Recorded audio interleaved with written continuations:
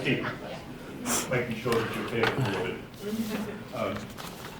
My name is Alan Ruby. I'm the Director of the Global Engagement Office, which is an initiative of the Deans to increase the school's engagement with global activities, not just international students, but also our work in other countries, in other cultures. And a lot of that work has been led by two of our longest serving faculty members. Dan Wagner, who Nancy assures me was here even before she arrived. Just barely. This is like 35 years ago.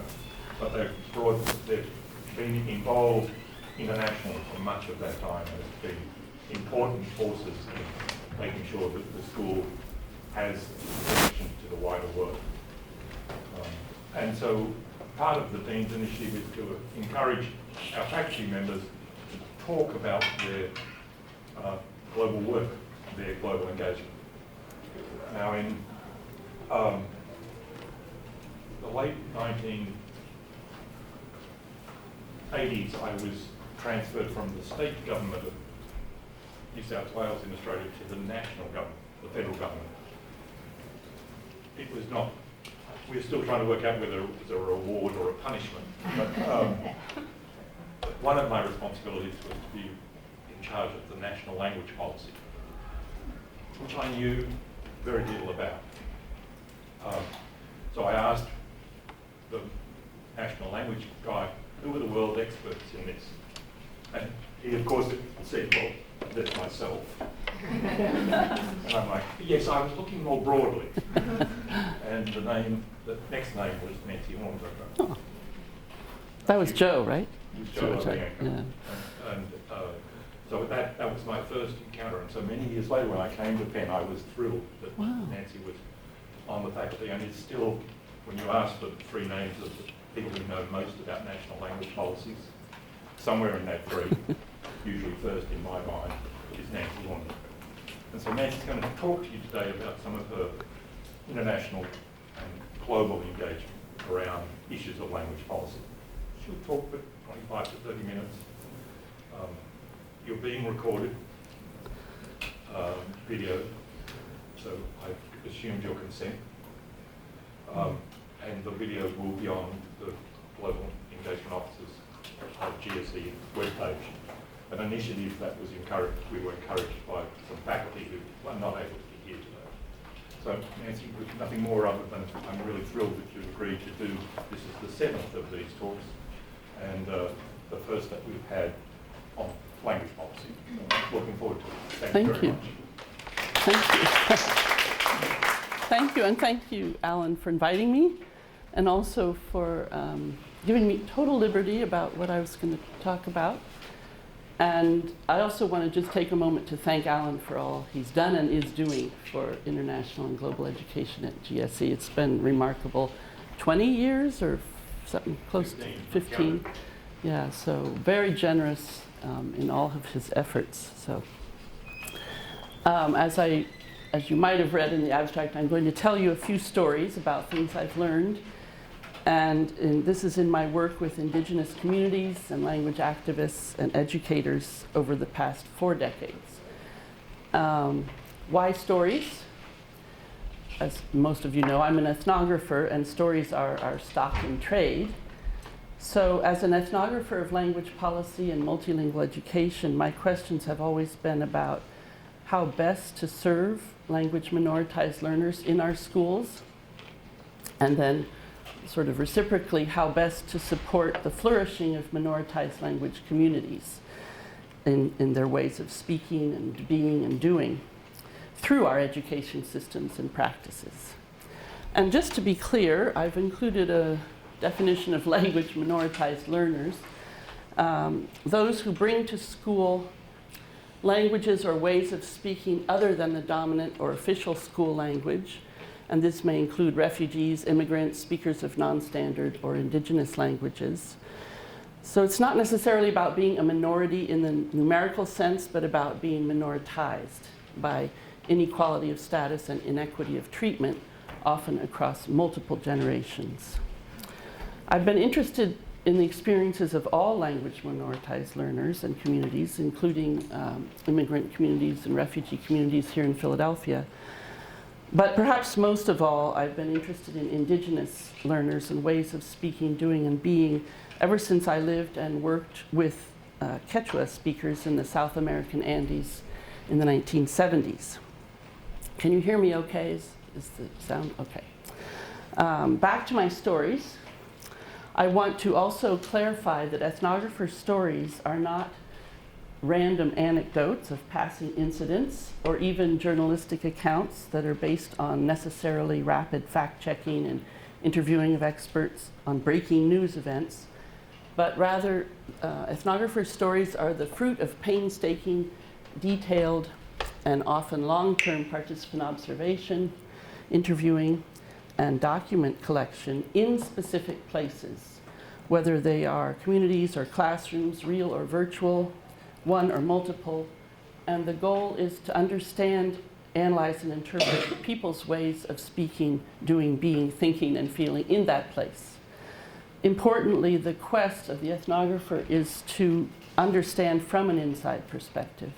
And that requires constant and sometimes exhausting attention, reflection, cross-checking, and most of all, on the part of the ethnographer, humility and respect toward the people and communities that they are working with. These stories are also informed, of course, by the ethnographer's own ways of speaking, doing, and being, thinking and feeling, as well as by a store of theoretical and empirical research. In my case, this is research on bilingualism, bilingual education, sociolinguistics, anthropology of education, language policy and planning, and Indigenous language revitalization, fields to which I've also contributed my own studies and conceptual frameworks over the years. And the stories that I'm going to tell you, each one from a different decade and a different place, mostly from South America where I've worked longest, are not just about that place and time, but about lessons I've seen repeated in other times and places, including, you'll find, I mentioned South Africa, New Zealand, Paraguay, Mexico, Sweden. Informed also, all of this informed by a conceptual framework that I've developed and worked with and written and published about. Today I'm not using a lot of citations, references. I'm trying to be a little, hopefully, more informal, but I'm certainly happy to share any references, any reference list with anybody who asks for it afterwards. I don't go into the detail about my framework here, but it is the continuum of biliteracy and its contents, media, content, and development, which some of you are already familiar with. So the stories and things I've learned about will be these: ideological and implementational spaces, multilingual, multimodal language ecologies, reclaiming Indigenous ways, and language and voice. So starting out in Bolivia, in the Cairani Valley, which is outside of the city of Cochabamba, right in the heart of Bolivia. At Cairani, a new school building had been inaugurated the year before. You can see the new school building on the left, the older one on the right. The year before I visited, in August 2000, and the classrooms were colorful and interactive, with tables and chairs set up for group work, which was a welcome change from the ubiquitous rows of students, 3 per desk, 3 per pupitre facing forward, that the more traditional highland schools to this day still have.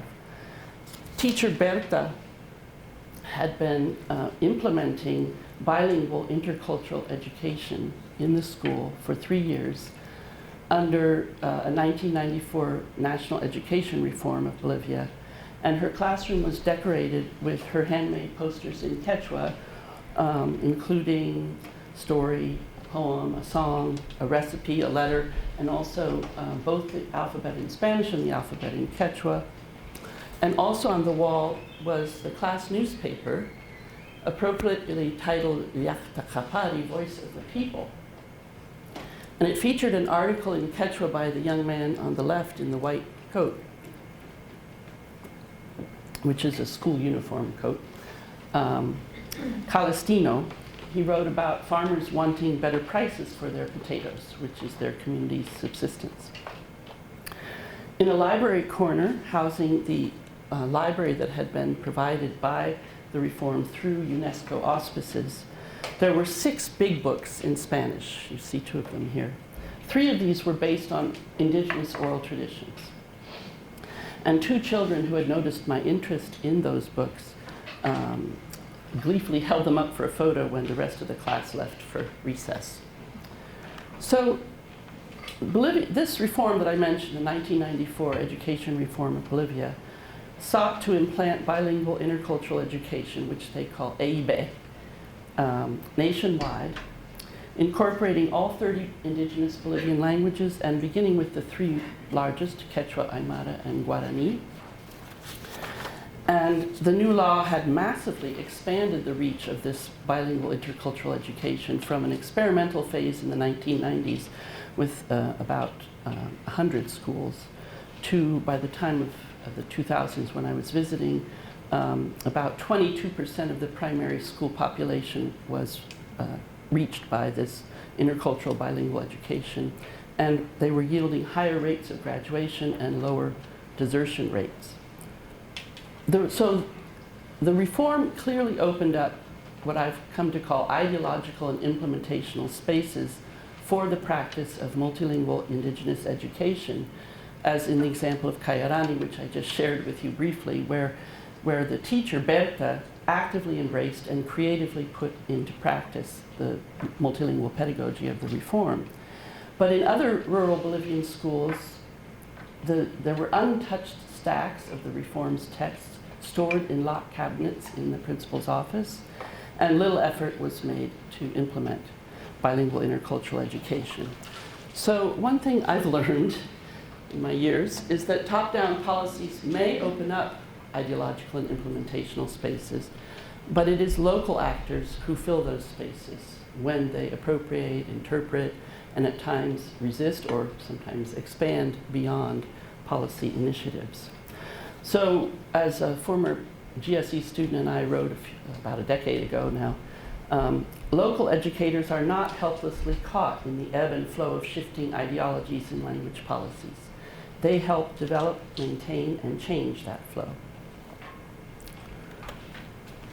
Moving to Brazil a few years earlier in the 1990s, I visited this indigenous teacher education course just outside of the city of Rio Branco in the province of Acre, which is way up in the northeast of Brazil. I was visiting an indigenous teacher education course sponsored by an NGO called the Comissão pro Índio do Acre that had been running since 1983 and up to the present as far as I know. And they hold it during the Southern Hemisphere's summer months, January to March, in the rainforest, in this rainforest site. But even though it's held in the Amazonian rainforest site, it still takes teachers up to 7 days or more to arrive at the site from their villages along the Amazon tributaries by boat. Most of them arrive by boat. And in the 1997 session that I attended, there were about 25 profesores indios, or indigenous teachers, representing 8 different ethnic groups, and the languages that they spoke varied in vitality from those with about 100 speakers to those with several thousand. These were teachers during the year in their own villages who came during the summer to be trained as teachers gained more training. And eventually this program that started in 1983, in the late 1990s, early 2000s, finally won recognition from the government to provide certification to those teachers. Up till then it was simply offering opportunities for education, but without any official seal. A striking feature of the course for me was the mutual multilingual understanding among the teachers, the profesores. Their indigenous languages were not only encouraged and used as medium and subject of instruction in the course by the professors, and later in their own schools, but they were also encouraged and exchanged among each other across their different languages. So even if they didn't necessarily speak or understand all the other languages spoken and written by their colleagues, They did read them, listened to them, looked at the work of the other, and in doing that, to facilitate their mutual understanding, they at times did use Portuguese as a lingua franca, and at times they also relied on their shared intra and inter-ethnic experiences. But what was particularly striking for me was that they also drew on these geometric designs that were an integral part of their writing, every piece of writing. So later I read more about these multilingual writing practices, especially the geometric designs and the maps and the drawings, have been documented by Brazilian scholars like Nieta Monte and Lin Mario Menezes de Souza, that these drawings are not merely illustrations to accompany the alphabetic text, but they're actually integral complements to it. And so these multimodal expressions clearly contributed to the Indigenous teachers' mutual understanding across language difference, as well as to the development of their writing in those languages and in Portuguese. So this experience really brought out to me how communicative repertoires for these Indigenous teachers, but also in other multilingual settings, go beyond multilingual speaking and writing to include also graphic, also artistic, gestural, embodied, and other communicative modes. So the lesson here is the multimodal, multilingual language ecologies characterizing language learning and teaching practices in these spaces offers potential to strengthen each individual participant's linguistic repertoire while simultaneously fostering peer interaction and cooperative learning. These stories are meant to be in some sense also cumulative. So, well, you'll see in this one, I'm also referring to ideological and implementational spaces and to multilingual, multimodal teaching and learning. So this comes from the 2000s, again back in Bolivia, at the University of San Simón.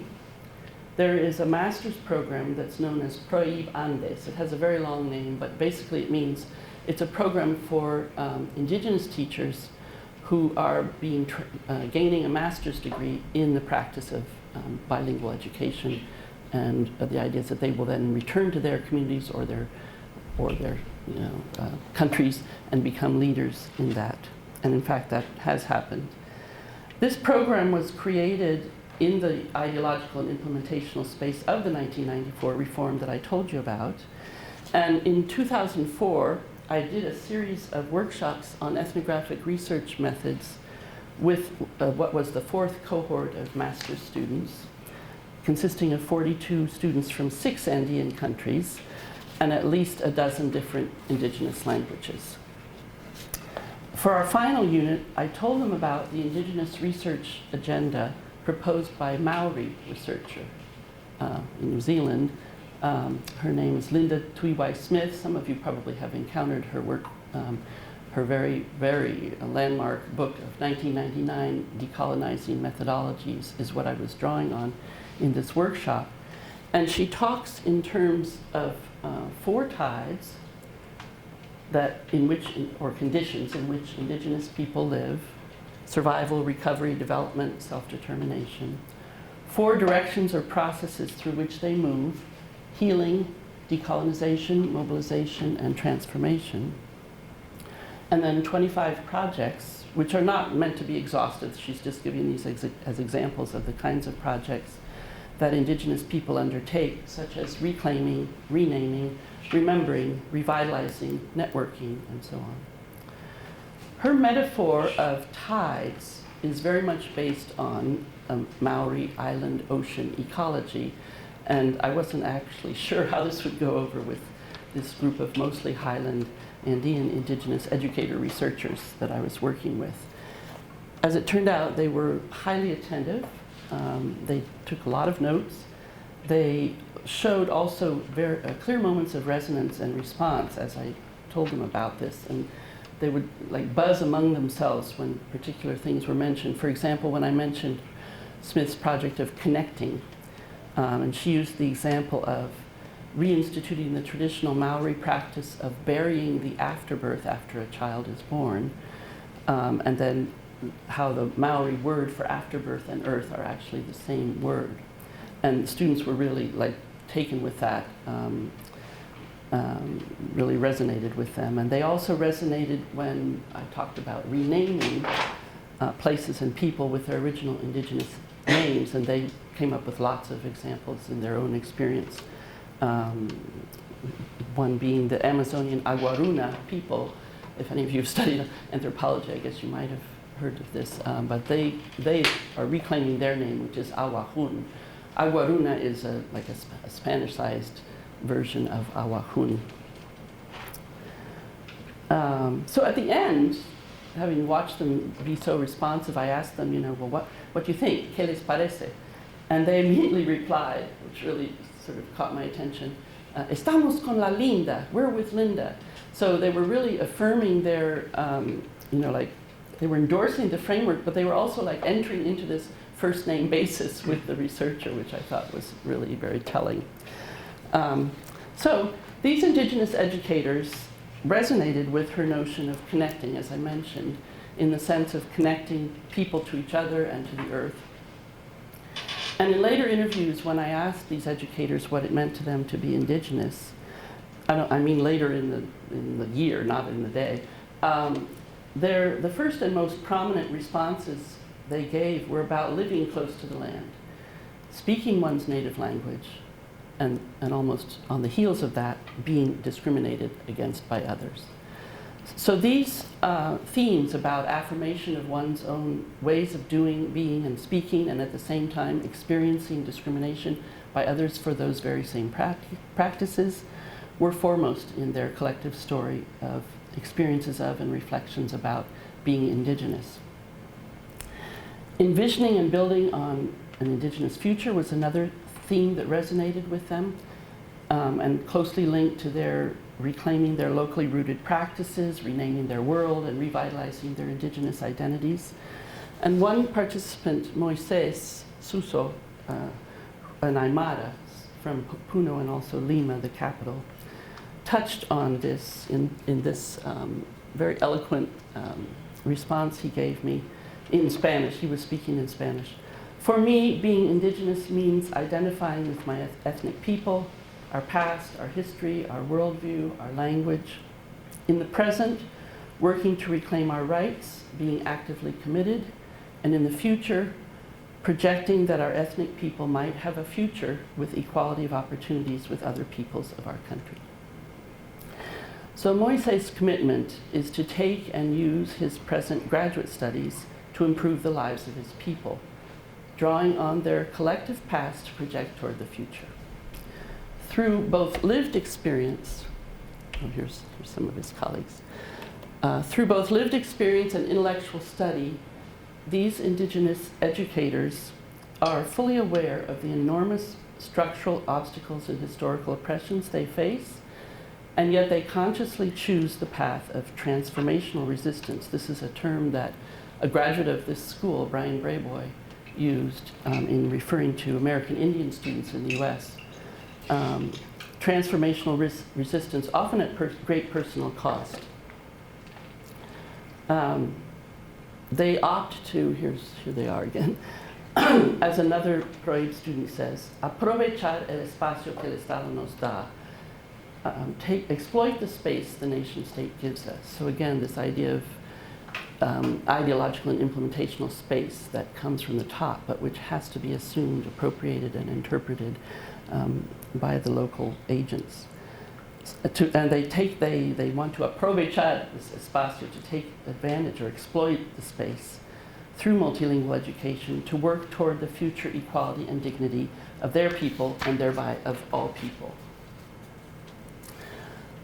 So Indigenous education affords spaces for reclaiming, reaffirming, and revitalizing Indigenous ways of speaking, doing, being, thinking, and feeling.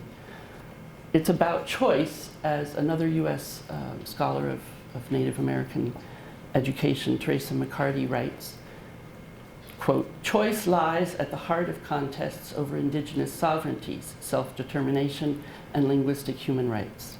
Denial of the right to choose educational approaches, particularly media of instruction, is the trademark of colonial regimes. Now we're going to move to the far north, away from South America, to an area where I've been working in the last decade with Sami people of Scandinavia. Multimodal, multilingual communicative practices stood out to me as I learned about Sami language revitalization classes taught out of this office, the Sametinget, which is the Sami parliament in Sweden. Specifically, this is their Språkcentrum, their language center, in Östersund, Sweden. These are ideological and implementational spaces opened up in part by legislative recognition of Sami rights in Sweden beginning in the 1980s. And appropriated here by 2 language teachers appointed by the Sami parliament, who I visited with a colleague in 2013. In these 2 teachers' accounts of their materials production, which they're showing there, their mentor program, and their language barrier project, a variety of materials and modalities emerged, including multilingual word cards for preschools, cooking and handcraft activities, theater and tourist office visits, and language network mapping among adult heritage language learners. But most memorable to me and to my colleague also in their accounts was what they called the process of tears, and the pain they found themselves working through with the elders and adults who were enrolled in their heritage language classes. They told us of the memories, the anger, the shame their heritage learners felt for having learned not to speak Sami, and of the resistance they met from their own families as they struggled to overcome what they called their own internal language police. That some of them said they sat on their shoulder and told them not to speak. And so they were trying to overcome these internal language police to learn to speak Sami. But meanwhile, their families, their children and their grandchildren were resisting this, and sometimes this arose from their resentment about not having been raised to speak Sami themselves. The teacher's story was a moving account of how these passive speakers became active speakers as they became a strong and supportive group. In the teacher's words, they learned as a group, they rose as a group. So this experience of the relationship between language and voice brought me back to my PhD research on the Peruvian Altiplano in the 1980s, another indigenous context of socio-historical and sociolinguistic oppression, where I had observed one little girl in both classroom and home settings. This little 7-year-old, rarely, if ever, there she is standing at the back of the picture there, spoke in class, despite the fact that she was in a bilingual Spanish-Quechua class. Yet at home, when I visited her and her family at home, she was a live wire. She talked nonstop to me in Quechua, telling me all about the names and ages of her whole family. This is in their home area where the corral for the sheep. And those are actually, some of you know my children. They're not that age anymore. They have children that age, but my children were with me. She talked nonstop to me in Quechua, telling me all about the names and ages of her whole family, showing me the decorations on the wall of her home, the blankets woven by her grandmother, borrowing my hat and putting it on and skipping around with it. And all this while, she jumped on the bed, did somersaults, cared for her 2 baby brothers. I mean, she was just nonstop, talking, moving, acting, telling, sharing. So it was very striking to me because she was one of the most silent in the 2nd grade classroom. And it struck me that she had lost her voice at school and found it at home, and that use of her own language in familiar surroundings was key in the activation of her voice. Voice was not just about using Quechua in the classroom, but being in active dialogue with her environment. Language and voice are related, but it's also important to distinguish between them. As my own mentor, Richard Ruiz, once famously wrote, quote, "Language has a life of its own. It exists even when it is suppressed. When voice is suppressed, it is not heard. It does not exist. To deny people their language is to be sure to deny them voice, but to allow them, quote, their language is not necessarily to allow them voice. When classroom practices are effective in fostering dynamic development of Indigenous learners' language and literacy, it is perhaps because of using their language in ways that mediate voice, as expressed through dialogism, meaning-making, access to wider discourses, and taking an active stance.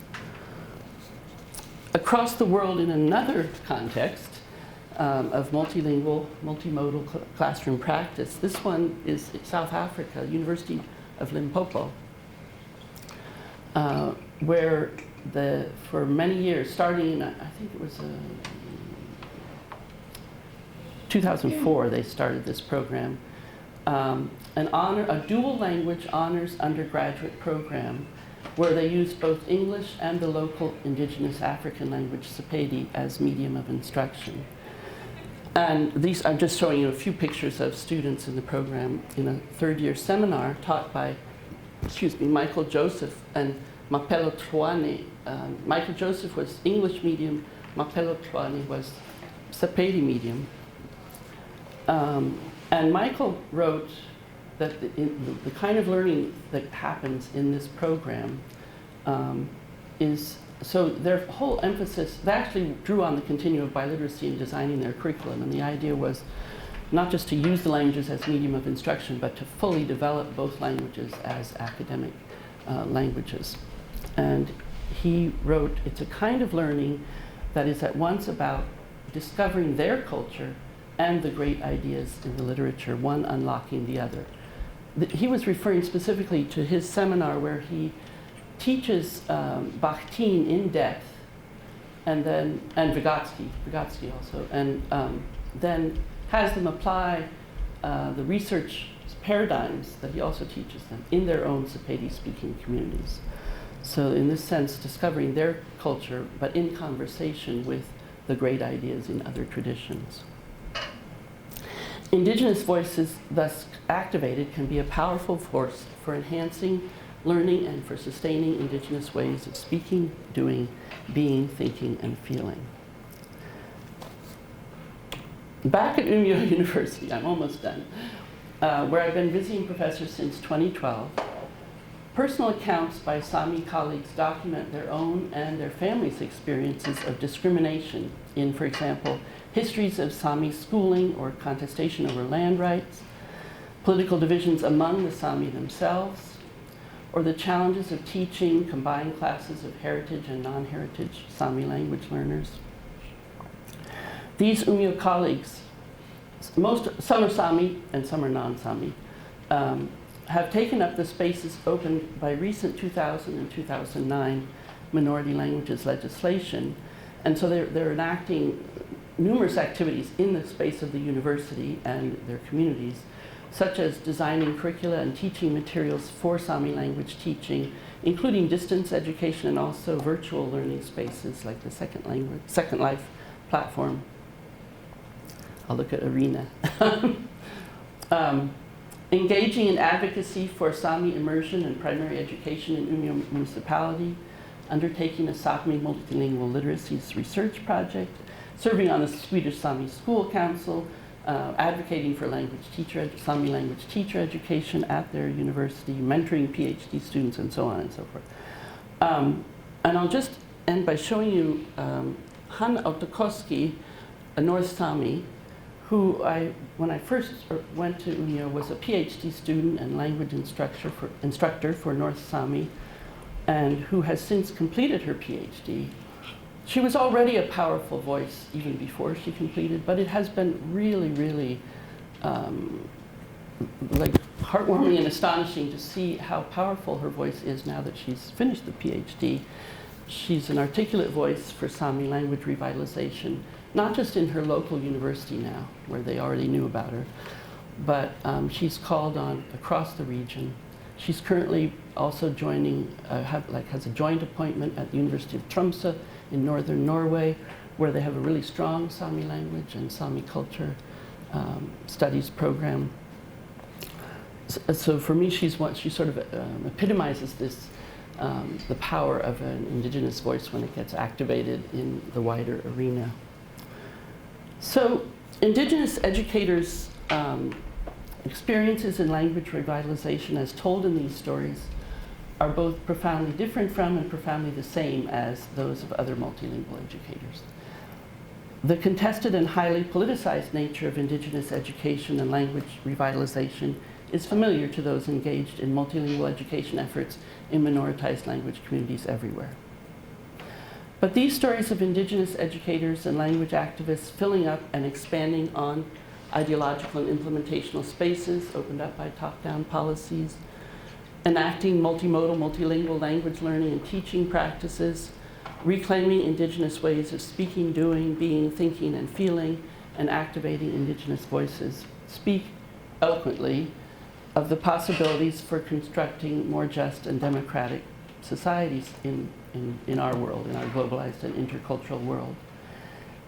For me, it's in their advocacy for the oppressed, and Indigenous peoples are arguably among the most oppressed of all peoples, that Indigenous education and language revitalization are so politically controversial, and at the same time, why they offer so much hope for a better and more just future for all peoples.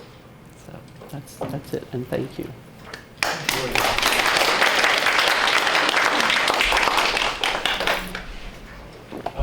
have about 15 minutes for questions, comments, challenges, disagreements, all are welcome. And equally, if you have to run to go to class, Nancy will not take offence. That's right. Because we're aware of the realities of student life. Dan. First, thank you very much. It's, we've been close over many years, and it's always interesting to hear an update, almost like, in this case, a lifelong update. And so I really appreciate it. And I guess my question, which is, I think your answer or your response is actually mainly for the students here than to me, because I wonder how you made choices over these decades of work about where to interact. Starting, you did your in-depth work going back quite some time, learning the local language in Peru, Bolivia, I guess, both. Yes. And you had choices yourself using so you could have focused, as you clearly did, on the research element and making contact with local researchers. I was less aware of, although I kind of knew of, the work with language activists and working with, let's say, teacher professional development. We've had some conversations, you and I, about more at the policy level.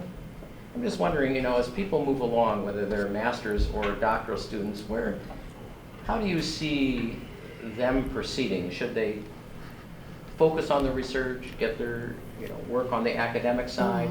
How activist should they try to be? Should they be thinking of now opportunities to be consultants with government or maybe working with UN or other agencies? How do you make those determinations, and did that change for you over time? That's a great question. Well, beginning at the end, yes, I do feel that there was a change over time. And I guess I would say that more research-based initially, and more sort of response to requests for engagement in levels with policymakers or with teacher preparation or with activists as time went on. And also as time went on, as you mentioned yourself, in the early years let's say from the 70s when I first started, into the 80s and 90s, a lot of my work was with Quechua and in the Andes, which is where I knew the language. I knew Quechua. I know Quechua and Spanish. And so I had still have a much closer relationship with that part of the world, and I could interact in ways that I'm really not able to in the other areas. So that but at the same time, I believe that firm basis of getting close to a people for many, for a couple of decades. It serves as kind of a springboard for the later work where I was working. So somewhere around 2000, it feels to me that I started to get invitations to go to places where I never dreamed I would have been able to go. When I was working with Quechua, I thought of the Maori case in New Zealand, the Sami case in Sweden, as these sort of idealized cases that I read about in the literature. And then later, when I was starting to be contacted by those parts of the world, it was just amazing to me. But I think that what I was able to bring was not a close knowledge of those languages, certainly not. Much as I would love to be a polyglot and learn each language that I've worked in, I'm a teacher at Penn too, so it sort of takes some time. But to be able to work with colleagues who are speakers of those languages and bring to that work, those collaborations, my experiences in the Andes, was over and over again I could see that, or they expressed to me that it was really valuable to have that shared experience across different contexts in the world. I think I'm getting a little bit far afield from your question.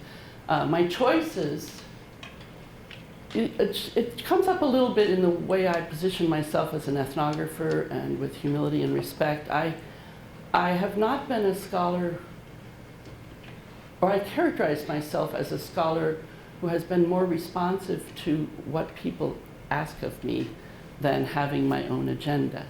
Now, having said that, I also realize, looking back, that I do have a very strong agenda, which you heard also in the talk, which is to value the voices of those who are most, dominated and oppressed. So that's clearly been there all along. But the actual steps I would take about where I would do research, or where I would, whose invitation I would respond to, had a lot to do with what was, what I perceived to be coming to me, rather than my sort of saying, this is what I want to do next. Does that help a little bit? Does that address your question? Feel free to follow up, anybody. Well, my follow-up would be, so if one of the students were to say, how does that affect me and what I do, would you say, wait till you get your credibility and you have your tenure and you get recognizable by writing important pieces of work and books? Or would you now today maybe might have had a different pathway, or is this? Yeah, the second. I wouldn't,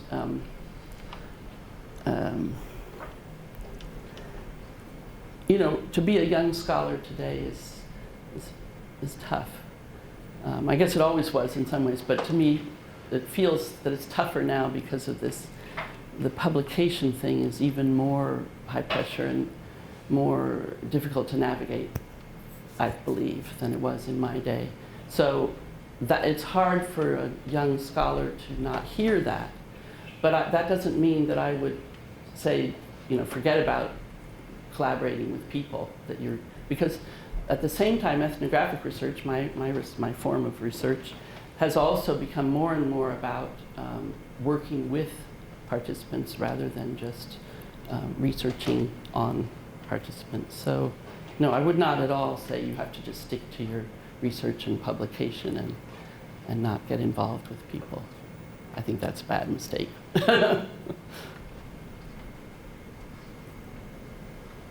Question. I think I would like to have a little panel of faculty address your question at some point about the choices that people make at different points and why they make them. But that's a step further away. Any other questions? Yes, please. I had a question regarding the politics. From a governmental perspective, there's a reason why, unfortunately, those indigenous languages are being marginalized. So the fact that you were working on revitalizing those languages, like the extent to which the government was involved in that, in supporting you, or on the other side of the spectrum? Well, it's interesting that you asked that, because it's also part of the reason that I got very involved in the work with multilingual language policies in Bolivia, first in Bolivia and later in South Africa and elsewhere. Because I mean, very sort of, what's the word I'm looking for? Selfishly speaking, in my own country, the political context was so monolingual. You know, no support. I do remember in the 90s I was trying to write letters to Congress or the president or somebody, I can't remember who, you know, sort of trying to put in a word for bilingual education or indigenous languages or Native American languages. And it was just like, even today, there's so little interest in this US political context for anything other than monolingualism. So when these multilingual language policies started being put forward in other parts of the world, to me that was like, this is where I want to be, because there is some space being open. Now, that said, like, for example, in Bolivia, it's by no means a clear and open space, right? I mean, for some years in the mid-90s, there was quite a bit of proactive energy. And then Evo Morales was elected, and very interestingly, when Evo was first elected, the program that I was telling you about were very alarmed for their future, because as part of his sort of, what do you call that, like decisive move away from what he called neoliberalism, he was including anything that existed before he became president. And that program had existed. But I think eventually they were able to sort of, they used to, the people that were the staff of the Prohibandes were constantly going to La Paz to try to meet with Minister of Education and so forth, to try to open that space back up, because ironically, along with the bilingual intercultural education, there was a big community participation element of that reform that had in part led to the election of Evo Morales, because it empowered indigenous voices. So the politics are not at all, you know, clear cut, and you know, but there were some parts of the world where there seemed to be at least a little more interest in multilingualism than my own part of the world. Yeah. Anything else? Yes, sorry.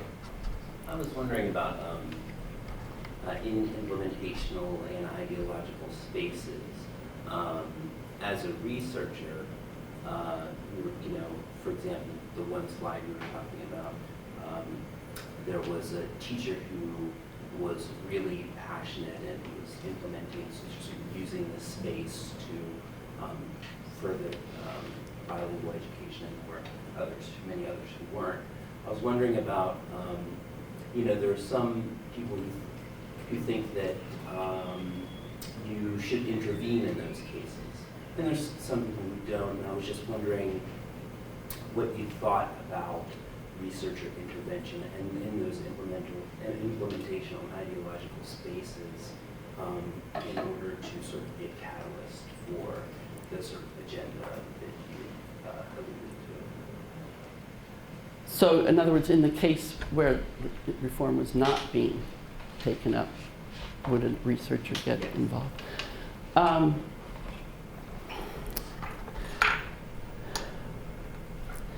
I think I'm more of the gentle persuasion school than the intervention school. So, for example, the program that I did my dissertation research about in Peru in the late 80s, early 80s, had started as an experimental project that identified communities where it would be implemented, and went in and started implementing. They experienced a lot of rejection or resistance in a number of those communities, including one where I did research. And in the course of their 10 years in the area, but actually immediately after the first year, they reoriented their work to go only to the communities who asked for them. And the idea was they could observe, in some communities where it was taken up and really being put to use, the evidence for the effectiveness of it was there for them to see. So neighboring communities could see that, and this was happening. They would be asking for the program to be in their community. So they withdrew from the communities that basically threw them out, and started working only in the communities where they were asked for. And that's, to me, what I mean by gentle persuasion, like going with the context where there's receptivity, and you can sort of have an impact rather than sort of beating your head against the brick wall of trying to. And also respecting people's own decision-making power, right? Choice. So if a community, there were some communities on Lake Titicaca, some Aymara-speaking communities that had a rationale for why they didn't want the program. So you have to also listen to that and not assume that you know best what's best for them. So yeah, that's the way of looking at that. So if you're deeply fascinated with that, Maddie Lynn can help you find Pressman and Vidalski's book on implementation. It's up to at least the 3rd edition, and it studies the implementation of urban reforms on the West Coast that were designed in Washington, D.C., and why they didn't actually end up that way, and what the responses of different policymakers and policy frames is to problems of implementation. It's quite a fascinating field. And the notion of implementation spaces is really very important, and how they can be used or framed to support the effective implementation of a policy or a practice. There's also a book edited by Alan Odden on education, evaluation and implementation, which you might find useful. You can see what I wasted my time on in the summer. I think we should wrap it up. Is there one last question? If not, thank you very much, Nancy, for the presentation. Thank you. Thank you. The next one, this talk will be by Gerald Campano, and he's going to talk about his work in both northern Mexico and southern Philadelphia with immigrant communities. And it touched on some of the same things that you may be found today interesting. I'm sure you'll also find the next talk interesting, and I think it's on the 31st of October, Halloween Day. So thank you very much. Please take a cookie with you as you go, otherwise they'll go to waste. Thank you again. Thank you.